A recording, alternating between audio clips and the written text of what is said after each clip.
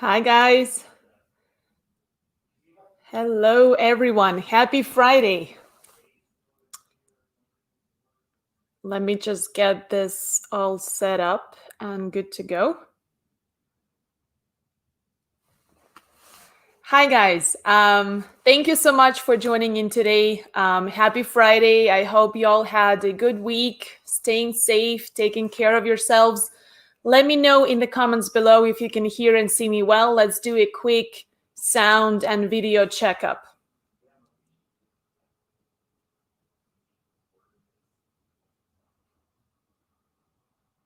Hi, guys. I can see your comments now. There's a bit of a delay, but it works. So everybody can see and hear me well. Please let me know. Your feedback really helps. Okay, looks like you can hear me, so that's awesome. How's everyone doing?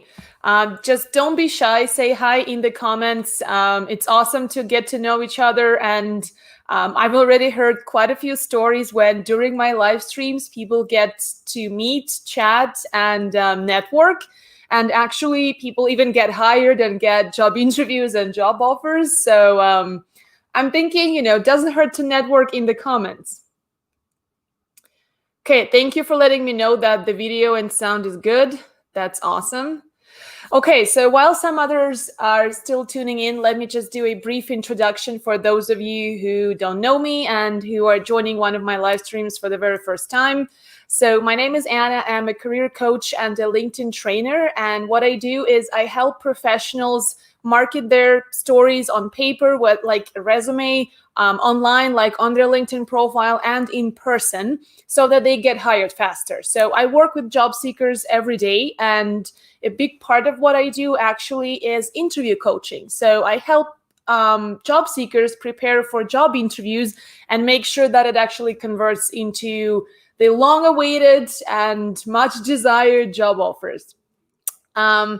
So when I work with clients, especially on interview prep, we work through very, very similar problem areas and challenges. So whatever it is that you've ever struggled in terms of interviewing and answering interview questions and feeling confident, trust me, you're not alone, because anytime I work with professionals at all levels of experience, career levels, all kinds of industries, all kinds of backgrounds, all of you guys have so much in common in terms of the problems and challenges that you run into. So I think it's great to get together and share those common questions and common areas of, challenging things and challenging aspects, and just learn together. So also, if you are not yet following me on LinkedIn, welcome. Maybe this will be the day when you join our awesome LinkedIn community. I put out a lot of fresh and free content on LinkedIn pretty much every day. I also have a YouTube channel where I do one video every week, and I talk about how to make your job search easier and get you hired for that awesome job that you want and deserve. So if you're not following me yet, please do so. Your feedback really helps, and it helps me to make more videos and make them even more valuable and helpful to you guys. So what do we have planned for today? Basically, my goal for today is really to share some of the golden nuggets that I've learned and that I've shared with my clients when we do interview coaching and interview prep, to help you guys get more done in less time. Because honestly, I always talk about preparing for interviews in advance, and I know that that's the right way and the most effective way to bring your A game to job interviews. But at the same time, I know that life gets in the way, and we've all been there when you get an interview invite at the last minute. You don't have that much time to prepare. So hopefully after today, we can make the most out of a not so perfect situation, because at the end of the day, we've all come across a scenario like that. So if those last minute interviews make you feel stressed, uncomfortable, if you start panicking, feeling like there's no way you can be at your best when you have this little time to prepare, but still you want to make the most out of that little limited time that you have and impress your interviewer within the first few minutes of your conversation, this session is going to be great for you. So keep watching and stay with me till the very end. So I'll walk you through pretty much like a step-by-step crash course, if you will. So we'll go over very practical and very actionable steps that you need to take in that limited time that you have to make the most out of that preparation time for a job interview. And as always, at the end, I'll do my best to answer as many of your questions as I can. So, if you have any, you can start typing in the comments. I'll be looking through your questions and comments every now and then. But basically, the Q&A time will be more towards the end. Someone's asking for my YouTube channel name. So if you just Google, go onto YouTube and type in the search bar my name, you'll find the channel. So it's the same as my full name, which you can see on the screen right now, I believe. So any of you guys ever had to prepare for a job interview at the last minute? I'd love to hear your stories. Let me know how it went. Like, how did it go when you had a scenario like that? Let me know in the comments. And thank you all so much for joining, by the way. And thank you for letting me know that you can see and hear me well. That really helps. So no one ever had to prepare for an interview at the last minute? Come on, guys. I know that some of you have, even under the comments under my post that I did announcing this live stream. I know that some of you said that that was actually the case. Again, don't be shy. It's okay to share in the comments. We're all here to learn and do our best. And trust me, we've all been in those kinds of situations.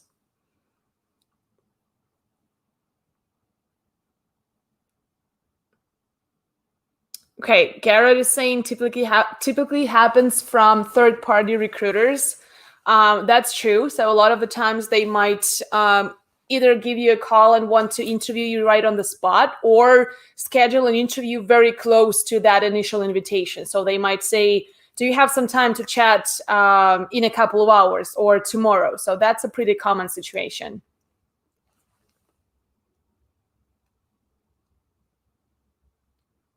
Nice. Daisy is saying just had one this week, had one day to prepare. You see, that's pretty much how it goes. Okay, well, so you guys know how that happens, and when you have that limited time, you want to make the most out of it. So let's focus on doing our best given those circumstances. So diving right in, let's talk about the main actionable steps that you need to take if you want to prepare in on such little and short notice. So the very first thing you want to do is connect the dots. What do I mean by that? Take a thorough look at the job description, right? The job description at this point, if you don't yet have enough information about the company or anything, like not much detail, the job description is your main source of information that you need to make sure that you use very, very thoroughly and carefully to prepare for your interview. So when you're looking at the job description, there's always the functions of the job, but there's also kind of the bigger picture. So take a look at it from that bigger picture perspective, as in, what is the main reason why the company needs this new professional or this new specialist? Because if they're hiring someone new, that means that there is a certain gap or a certain problem that is unresolved, right? So take a look and just take a step back and think, why do they need this kind of specialist? What is the main gap or the main challenge that this person will be solving? Because the company is expecting certain solutions or results from this person. So that's the very first thing that you need to think about. Then once you look at the functional description, so when we go into the key responsibilities or whatever they usually call it in the job poster, it always goes, does this and manages that and supervises this or leads this kinds of projects, drives this kind of function. So looking at each of those tasks, think of the why behind of each of those functions and requirements. So again, what kind of result or what kind of outcome is the company expecting after this person that they're hoping to hire is going to do the job and follow those instructions. So if you want, if that makes your life easier, just print out the job description or copy it into a Word doc, and next to every function, make a note of the outcome, right? So what is this function supposed to lead to? So that way you're looking at this job description not as a silo, right? Not an isolated element as in, these are the things I need to do and that's it. But you're looking at it as part of a certain chain of events, because every job, absolutely every single job, whether we're talking C-suite, senior leadership, or we're talking entry-level positions, it plays a certain part in a certain chain of events that leads to a certain shared goal or outcome. So basically, the idea is that every function that you are meant to fulfill or to manage and to execute actually has that why behind it. So do your best. I know that maybe there are certain cases when, let's say, you're applying for a job that's a little bit of a stretch, so you don't necessarily satisfy all the 100% of requirements and you haven't done every single thing on the list. But to the best of your ability, write out that why next to every job task. So, for example, just to kind of, make it a little bit more clear, let's say if we're talking about a social media marketing position, right? So there will be generating content for, for Instagram, for Facebook, for Twitter. There will be analyzing marketing metrics. There will be certain things, right? But it's not just about analyzing those metrics, right? It's about not just evaluating what's going on, but potentially providing recommendations or deriving certain insights as to what can be done better. So that would be the why behind the function analyzing marketing metrics.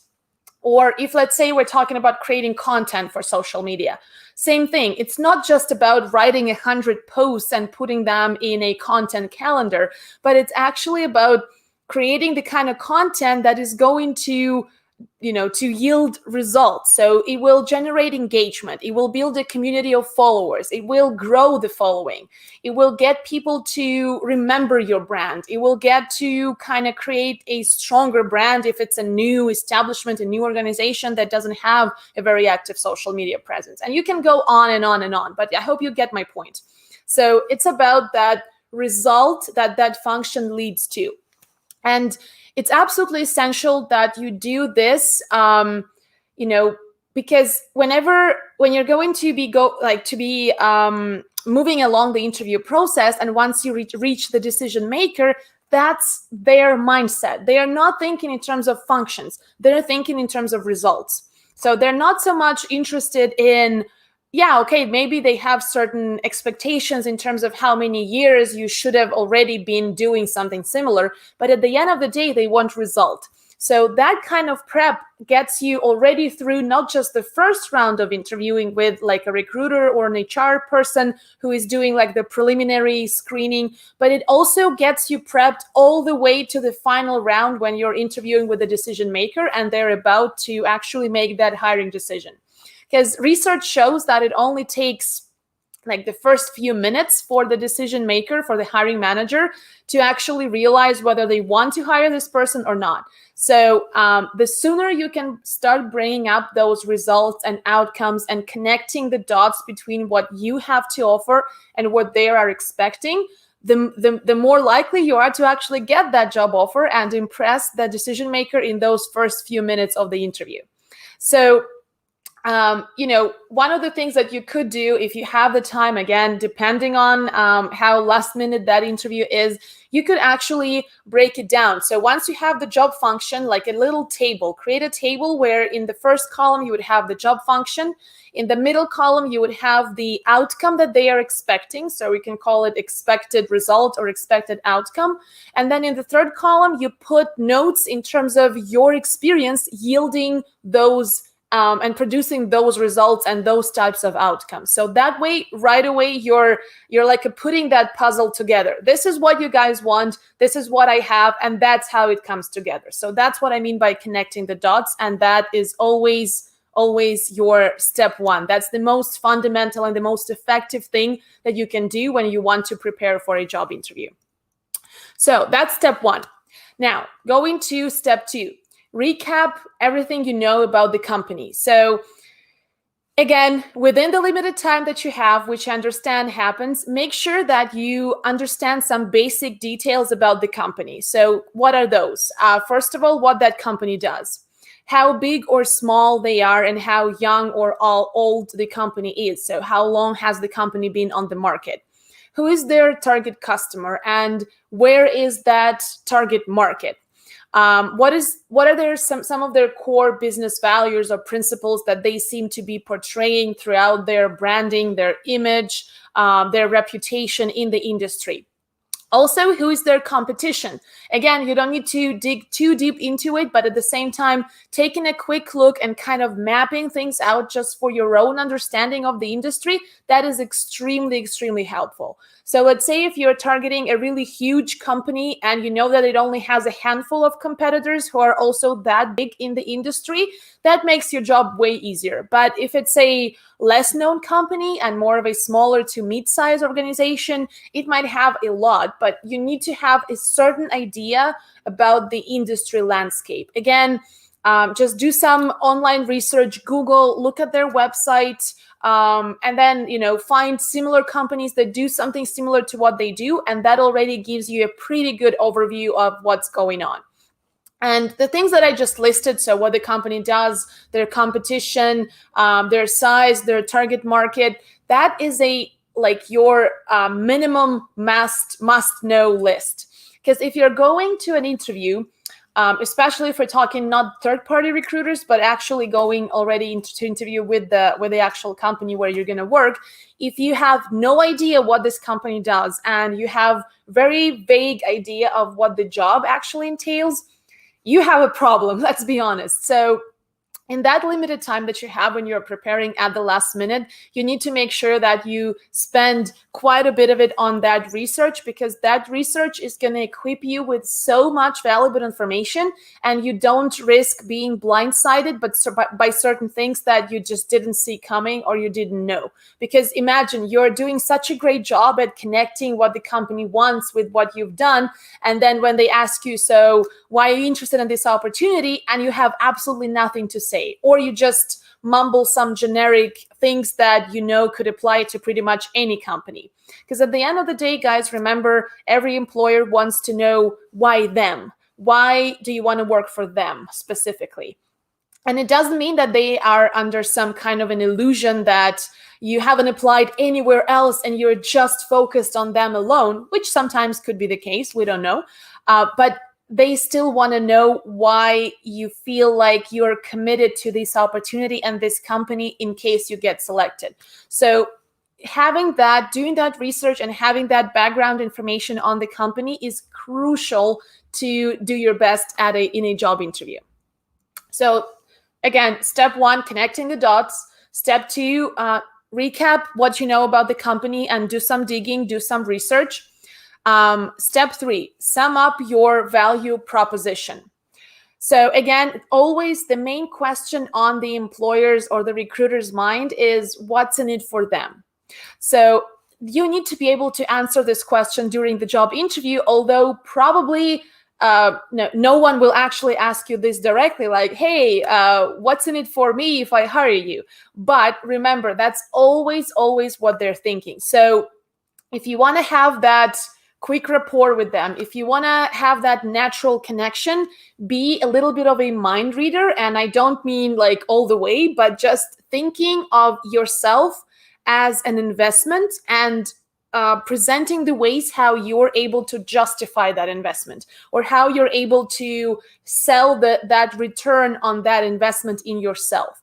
That's how you get in their mindset rather than yours as a potential employee. So that's when you appear as a mind reader, although technically you aren't. So how can you sum up your value proposition? Basically, again, open a notes file on your phone or take a piece of paper, and just write down as many ways as you can of how you could help their business. However big or small, like I said earlier, it doesn't matter if you're like targeting a senior leadership role or an entry-level position, you can always add value to the business. It doesn't need to be a groundbreaking invention and something that revolutionizes their business. It could be even the smallest difference in how quickly something is done, or how costly something is, or how you deepen a relationship with the key, like major key customers that are going to bring more return and repeated business. It could be anything really. So just write down as many ways as you can think of how you can add value. And then that is actually how you get an edge over your competition, because trust me, 99% of people are going to come in, they're going to talk about how great they are, the things they've done, but that building that link between, okay, so here's what I've done, here's what I know, and here's how good I am, and here's the value I can add, and this is how you are going to see the return on that investment. Literally, like 1% of people does that. So if you take that step, if you make sure that that is part of your preparation process, you're already putting yourself in that top 1% of candidates that the company is interviewing. So that was step 3. Step 4, checking out company reviews. So thankfully, we live in the era where you can find a ton of information online pretty much anytime you want. And company reviews are actually an invaluable resource of firsthand information from people who have interacted with this company directly. So I'm not only talking about client reviews, so people who have hired this company or used their product, although that feedback is also really helpful, because a lot of the times those reviews can point out certain problem areas or certain negative aspects or something that can also give you some information, and you can use it to sell your skill set and your qualifications. But there's also another side of reviews, and those are the reviews of previous or current employees. So websites like Glassdoor, or just simple, like, doing a Google search on the company, can bring up a whole bunch of different platforms where people have left reviews of their experience working for this employer. And people could talk about a lot of things in there. I mean, most of the time there will be more negative than positive, simply because of the fact that people who are happy with their workplace don't go online to talk about it. So mostly it's people who have certain, there's something that they're not happy about, so they want to kind of release that frustration. But still, it's information. It's information coming from the first-hand source that has been part of that environment and has been part of that culture. And a cultural fit is a very important thing, not just from the employer's side, meaning they are looking for someone who would culturally fit well into their team and into their environment, but for you as well, because so many times I come across candidates who dream about working for company X or company Y, and then they get that job offer, they start working there, and it turns out to be nothing like what they've expected. So they've built up this brilliant image in their heads, and then they believe that that's what it's like, kind of more of a romantic rose glasses kind of view on things. But then reality hits and they realize that it's nothing like it. So that's why, company culture is something that it's a two-sided thing that is really important, both for the employer and for yourself as well. So that was step number 4, looking for company reviews. Step 5, researching the interviewer. So I don't know about you, but whenever I get to meet someone, I want to know who I'm meeting, right? So it doesn't mean that I stalk them or I gather too much information, but I like to have some context and some background information that can help me build quick rapport with them and just establish that natural connection faster, rather than spending a lot of time looking for that like common ground and stuff. And in this case, LinkedIn is actually your best friend when it comes to learning more about the person or the few people, if that's a panel interview, that you will be talking to when like at the actual interview. So you want to find out a little bit about their experience, their professional educational background. You can also read recommendations that other people have left on their LinkedIn profile. So their colleagues, business partners, clients they've interacted with, whoever, right? And all that information can help you understand them better, understand where they are coming from, their worldview, right? Their perspective, their main priorities. And that is a key to building that rapport quickly. Because you know that sometimes interviews are like 15 minutes, 15 to 20. That's not much at all. And they have never met you. So if they are sensing that there's some kind of a miscommunication or lack of connection, that immediately puts a little bit of a red flag on the entire conversation. So building rapport quickly actually comes down to you having some context around who is it that I'm actually talking to. I know that may not always be possible because they may not always reveal the name of the interviewer, but at least you can try, searching on LinkedIn for the job title and the company name. And even if a couple profiles come up, so maybe it's the same job but in different divisions, well, look at both, right? It doesn't hurt. And that way you still have a better idea of where those people have been, what they've done in the past.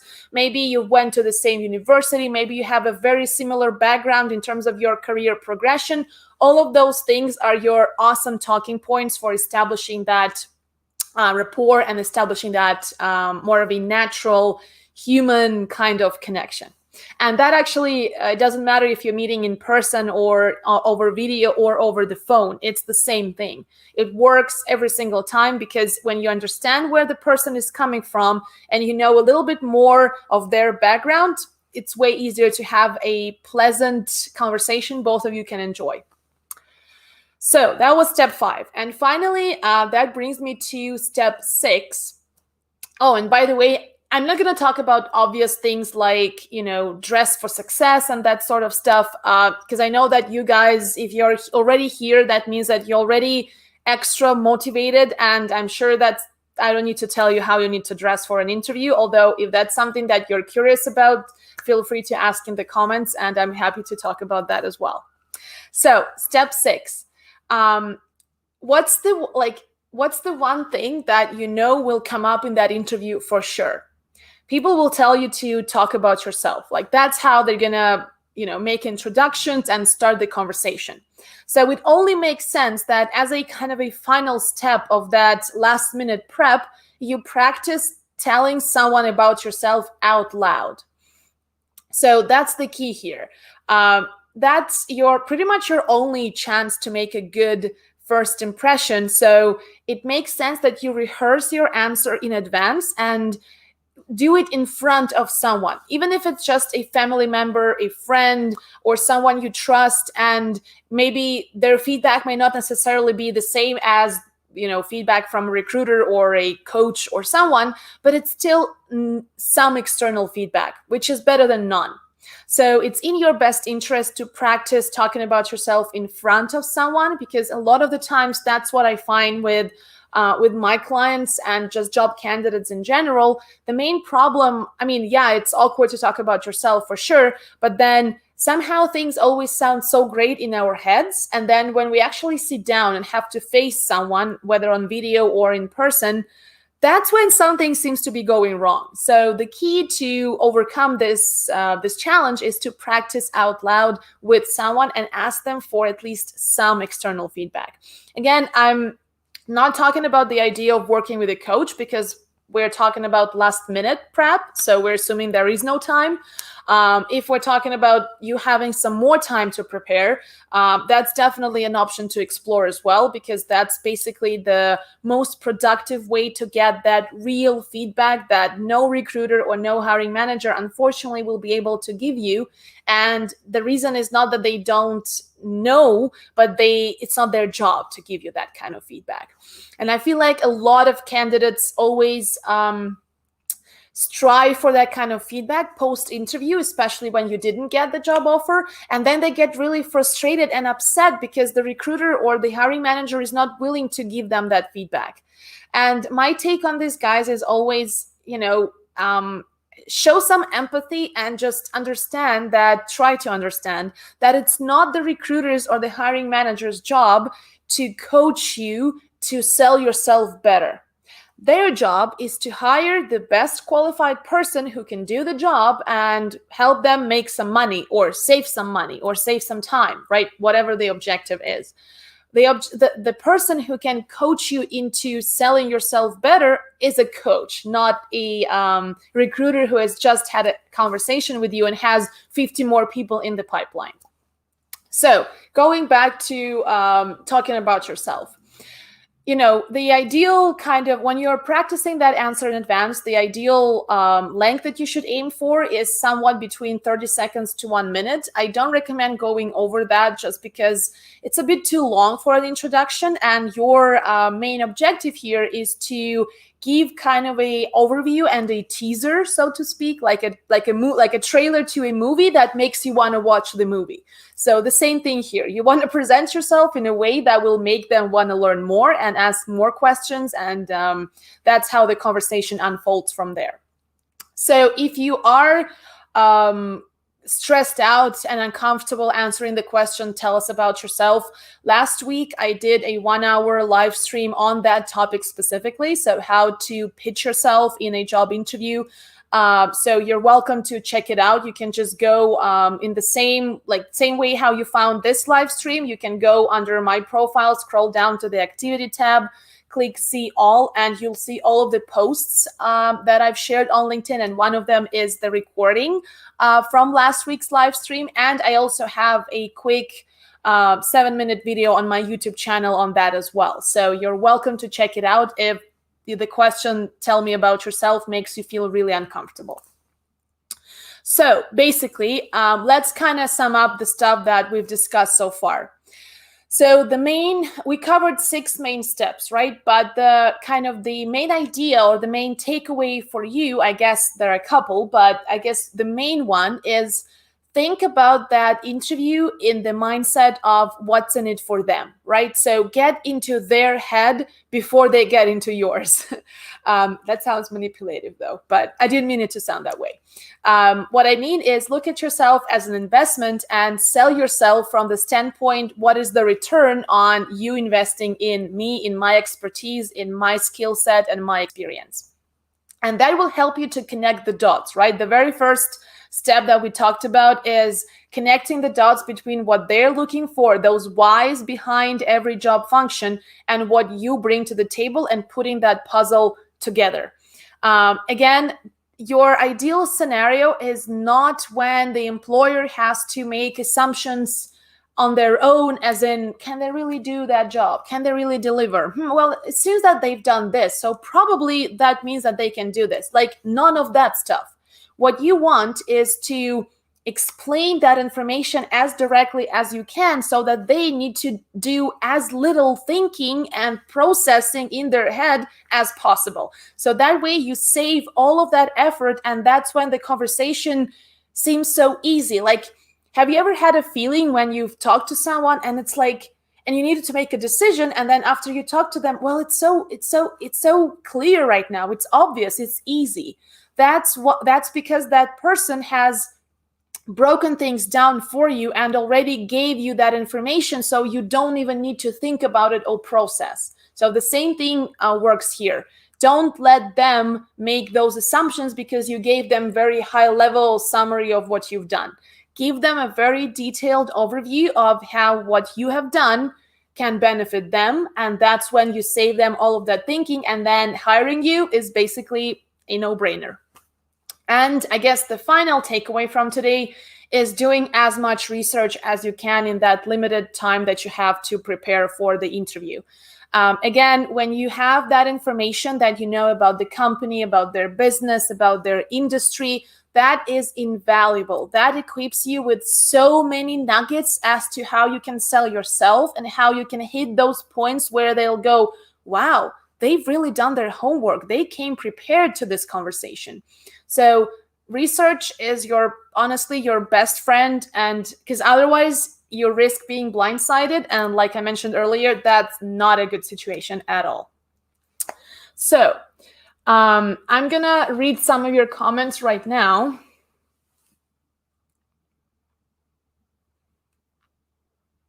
Oh, and by the way, while I'm looking at your comments, guys, again, if you haven't subscribed to my YouTube channel, please do so. I have 2 awesome videos coming out. One of them is part 2 of me reviewing real LinkedIn profiles. So a while ago, I announced, well, not a while ago, like a week ago, I announced a contest where a couple of people are going to win their free LinkedIn profile reviews, and I'm going to share them in a YouTube video. I've already done that. So there's already video of me reviewing real profiles and giving you that real, not theoretical LinkedIn profile feedback, but actually going through every section of the profile step by step. And that video was so popular that it was one of the most requested ones I've done so far. So this is going to be round 2, and it's coming out in the next couple of weeks. I'm not going to announce the winners yet, though. But that's something that's coming. And also, I have another video on how you can get ahead at a new workplace in the first 90 days. So subscribe to my channel so that you don't miss those. Okay. Looking through your questions, guys. Okay, Rachel, is it acceptable to look down at your paper with your questions and answers during a video interview? So generally, I would have to say it's not that good. First of all, if you notice, I try to maintain my eye contact with you guys as much as possible, right? So it's very rare when I take my eyes off of that little camera, which is everything that I have in front of me right now.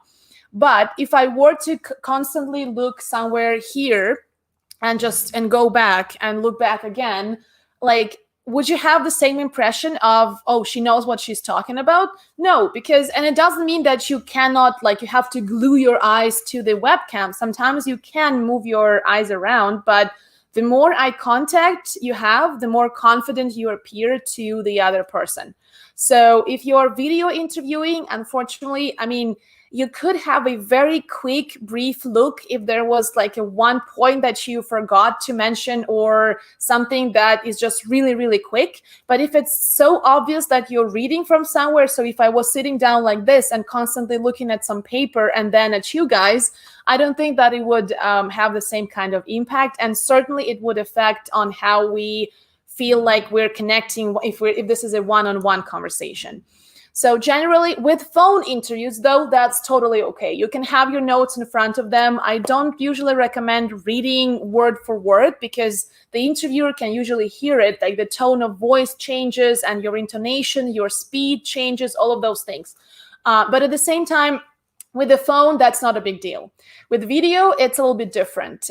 So with video, I always recommend maintaining as much eye contact as you can. And if you want to take a brief look elsewhere, it needs to be really, really quick. It cannot be like, oh, so now I'm going to read a whole paragraph from somewhere around here. Like that just doesn't work. Okay.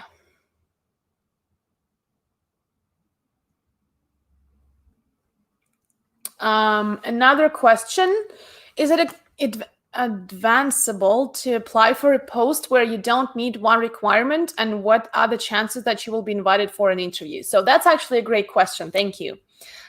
So, you know, it's crazy because a lot of the times job seekers think that the job description is the Bible of the job. So if you are missing one thing from there, you cannot apply. That's not the case, you guys.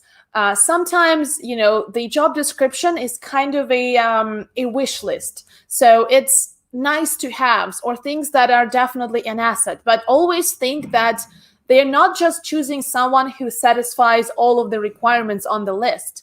They're choosing someone who is going to last long in the company. I mean, someone who is going to be a good fit with their team, so their team won't hate them and they wouldn't hate their team in return.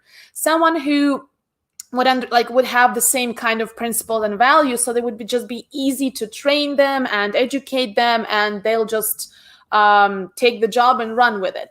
So it's not just about the list of requirements. And on top of that, you never know whether your competition actually also meets the whole list of requirements. So I would say if you meet 75 to 80% of requirements, apply and don't even look back. If you satisfy less, that would depend on specifically on the job and on how technical it is, because sometimes you need certain tools and software knowledge or certain technical expertise that might be different. But if it's just one thing out of a whole list of requirements, I wouldn't worry too much about it, because again, at the end of the day, think about your value proposition. In this case, if you know that there's a certain downside, right? So you don't meet all the requirements, but you meet most of them. So for those ones that you meet, sell your value proposition. Think of it as in what's in it for them. How can I deliver those results and outcomes they are expecting? In that case, you have a way higher chance of being hired than someone who simply meets a list but doesn't know how to sell themselves and their skill set. So I hope that helps. Another question, you mentioned listing down how you can add value to a business. Is it relevant for technical jobs also? It's relevant for any job. Again, it's hard for me to speak without specific context, but in general, I would say it's true for any kind of job, and it's true for any kind of proportion between hard and soft skills, because there's value in both, and there are certain outcomes expected from both jobs. Even if we're talking about something that is simply like a function that needs to be done, right? So nobody gives too much thought about a certain process because it's just there and it's just something that needs to be done. So it's not a big value add. Still, you might be the person who does this process faster, more accurately, with a twist, or like with a certain element that makes everybody else's life easier. All of those things, those are value adds as well. So literally any process, no matter how simple, sophisticated, technical, non-technical, hard skill focused or soft skill focused, it can have a value add, and it's your job and your task to know what it is and to be able to link your experience to that. So address that when you're presenting yourself in an interview. Okay, I'm gonna scroll back through some of your comments. Someone asked, do you do coaching? Yes, I actually do. I do one-on-one coaching. So if any of you guys feel like you really need some help or support, feel free to message me directly on LinkedIn. There's my email also in the about section of my profile. So just feel free to reach out. I'm happy to provide more information. That's a great question from Michelle. How to handle stress while under pressure on the spot? I've talked about this throughout like many of my live streams. So I did one last time on talking about yourself. I gave some strategies there around that. Also, I did a live stream on building confidence, specifically around the topic of confidence. So like that, all of those recordings are on my YouTube channel, by the way. So if you are subscribed, if you follow me on YouTube, you can just go in. There's a playlist, YouTube Live, and you'll see all of the recordings of my live streams. I think personally, the best way to handle pressure and that kind of stress on the spot is being prepared. That's the only, like, quite honestly, there are little things like taking power poses and doing breathing exercises and dressing in a way that makes you feel more confident, and then you're more calm, and then you can handle pressure better. But at the end of the day, it's about preparation. That's the heavy lifting part of that, right? If you know when you're prepared and you know that no matter which question comes your way, you can knock it out of the park, that's when you feel calm and confident. There is some nervousness, of course, because it's still unknown, and it's normal when you have that kind of reaction, but it's not overwhelming. Like, it's not taking over your common sense and logic and everything. So being prepared is the best possible thing. And I hope that the steps that I shared today can give you some pointers, because when you know your value proposition and you know you can do the job, and you know how to sell yourself, that's when any interview can be a joke, like, honestly. So even if they give you some tasks to do on the spot, or they come up with some creative questions to uncover your logic or how you think about certain problems, right? None of that is going to matter, because at the end of the day, you know your stuff, you know your content, and you're just going to steer the conversation towards that. And that's one of the biggest things that I see in my clients when I coach them for interviews, is that when they know their content, they know ins and outs, they are confident with what they're presenting, it doesn't matter what questions come their way. So we don't even need to go through hundreds and hundreds of different questions, because at the end of the day, it's a job interview. It all comes down to how you can sell to the other person that you are the solution to their problems and pain points. Okay.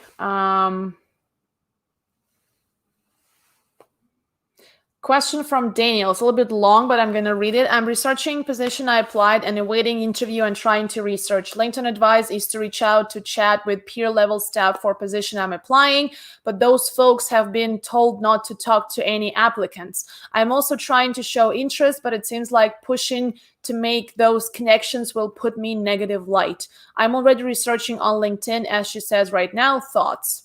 Well, Daniel, thanks so much for that question. I'm just going to hide it so that you guys can see me.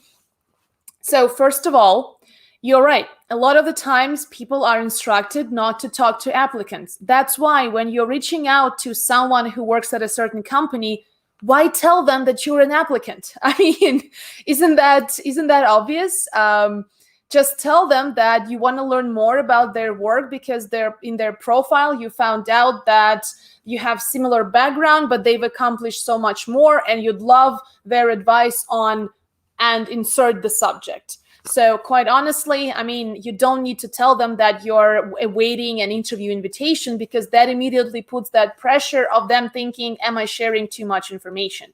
But if you never actually tell them that you're an applicant, and even if it comes up at like later down the road, well, you tell them that you applied after your conversation and you weren't an applicant at that point.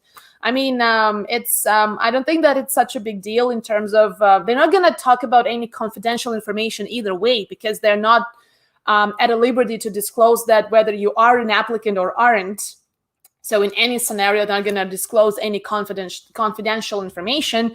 So you might as well use it as an opportunity to have a conversation that does not touch on any confidential points, but still gives you some context and some information. And what you're referring to, it's actually called informational interviews. Like, that's the formal term for it. And that is a great strategy to gather information and do some backup research. It can do wonders. And sometimes you can target the people in the company. Other times, if you see that that's not possible and they're maybe not responding, or you don't have enough time, target people in similar companies, because chances are that the challenges and the problems are the same. And at the end of the day, it's the challenging and the problem portion that is of the most interest to you. I mean, the good stuff is great, but you want to know about what's not working so that you can present yourself as a solution to certain parts of that bigger problem. So I hope that makes sense. If you have more questions around it, Daniel, please feel free to reach out directly. I'm happy to chat about it and see if I can help.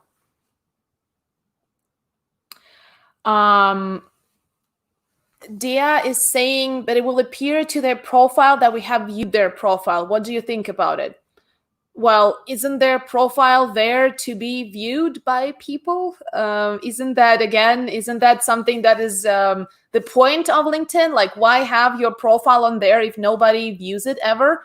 So to be honest, to me, when I had to interview candidates for all kinds of roles and opportunities, to me, it was a sign of them doing their homework, rather than if they haven't actually looked me up. So I wasn't looking at it as a negative. I looked at it as, thank God this person knows and does their research in advance. So hopefully we'll have a really good conversation. Someone would even reach out to me in advance and let me know, like, hey, I just wanted to briefly introduce myself. We have an interview set up for next week, Thursday. I'm looking forward to it. Your profile looks great. Like, just a quick note like that already sets the mood and kind of starts the whole conversation off of the right foot. And there is absolutely nothing negative about it. Even if the person is a little bit more private, still their profile on LinkedIn is there to be viewed by other people. So feel free to use that opportunity to your advantage.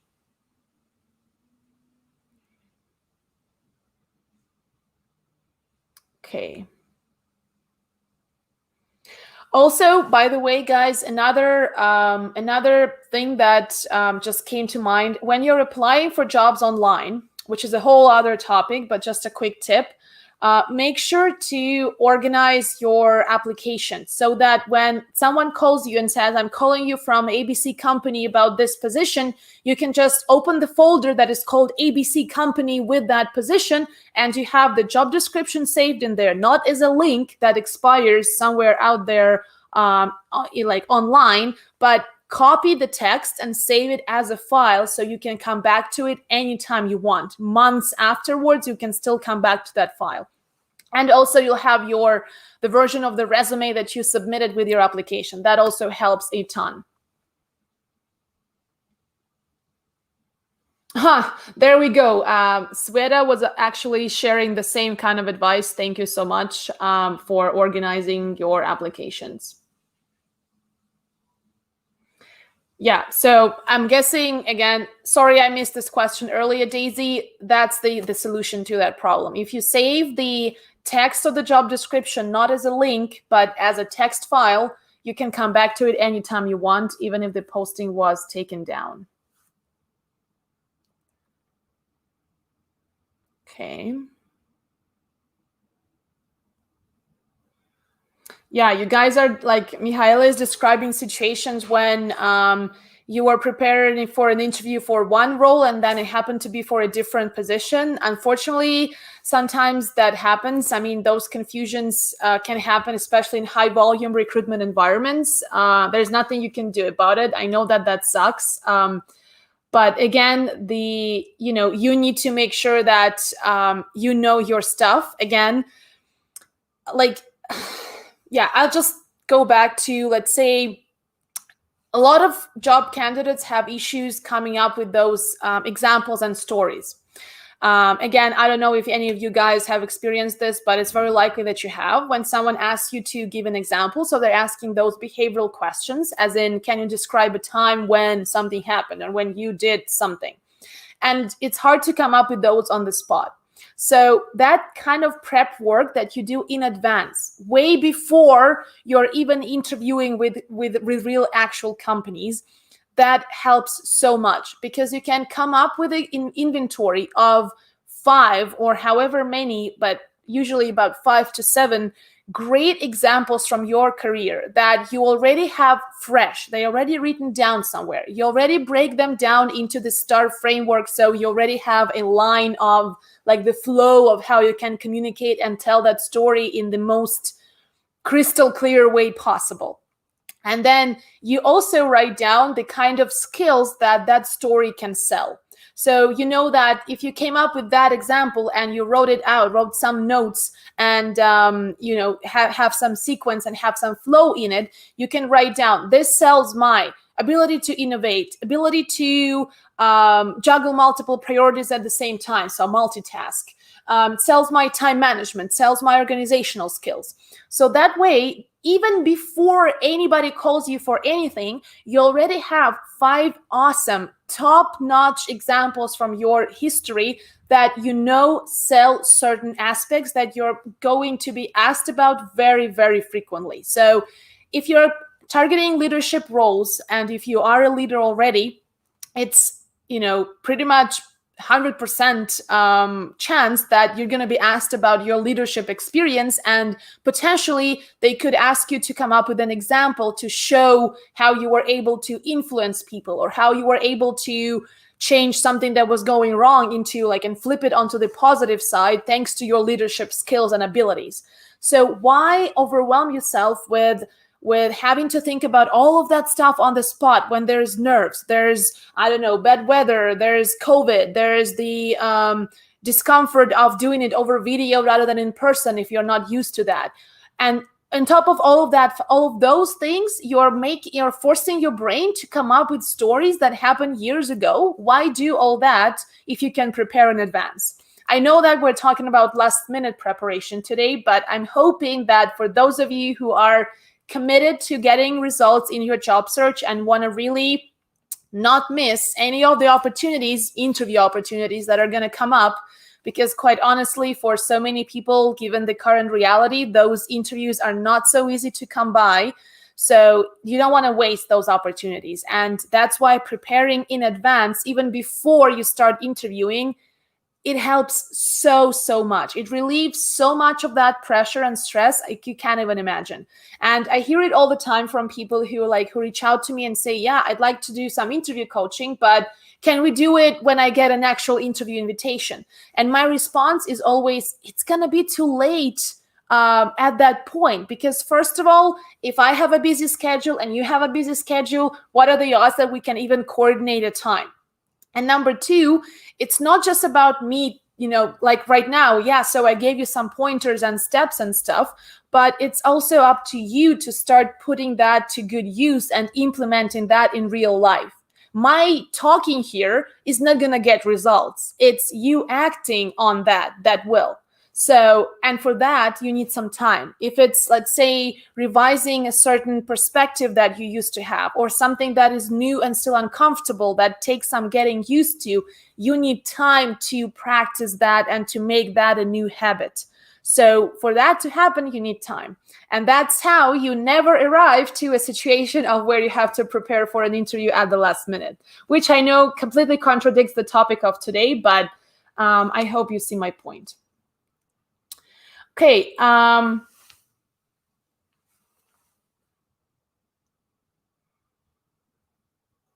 Oh, sorry. It looks like there were some issues with video. I hope that figured itself out, I guess. Maybe it could have been my internet. I apologize.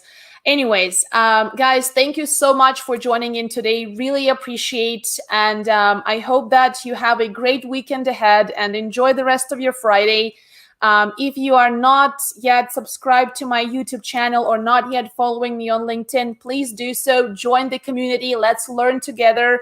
I'm doing a lot of these live streams over the coming weeks, so feel free to join in. And the way you can stay in the loop is if you follow my posts and my content, because I always announce these live streams in advance. And I have a ton of videos on my YouTube channel that can answer most of the questions that people usually have. So feel free to check in. If you need some one-on-one help, message me on LinkedIn directly and we'll chat. I'm happy to help. Enjoy the rest of your weekend, and thank you so much for joining and tuning in today.